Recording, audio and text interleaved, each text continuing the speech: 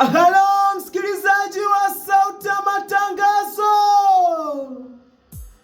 tumepokea taarifa mbaya za huzuni, taarifa za simanzi, taarifa za majonzi, taarifa za msiba kutoka kwa familia ya Elizabeth Simtengu maarufu kama Mama Brai wa hapa Matunda Sichunya. Inasikitika kutangaza kifo cha mpendwa wao Zidani Jafari Shura maarufu kama Shamaloni mwenye umri wa miaka 19, kilichotokea tarehe 8 mwezi wa 8 mwaka 2026 majira ya saa 3 usiku kwa ajali katika eneo la Kasakalawe kwa Mama Asilia baada ya kugongana kwa pikipiki.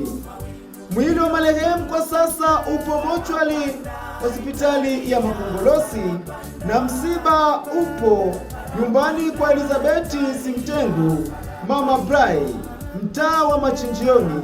Ubarozi ni wa Mawazo Shitindi Kamzuzu, na msiba huu utasafirishwa kwenda kwa Mbozi tarehe 9 mwezi wa 8 mwaka 2026, huku mazishi yatafanyika huko Mbozi tarehe 10 mwezi wa 8 mwaka 2029 majira mchana huko Mbozi Utambalila.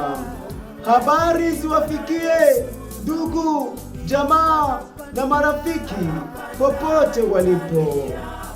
Taarifa hii imetolewa na Elizabeth Simtengu Mama Brai, mwanafamilia.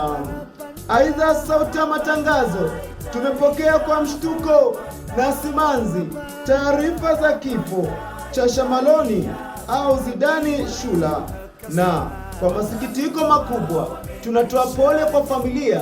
Pia tunaungana nao katika kipindi hiki kigumu cha maombolezo.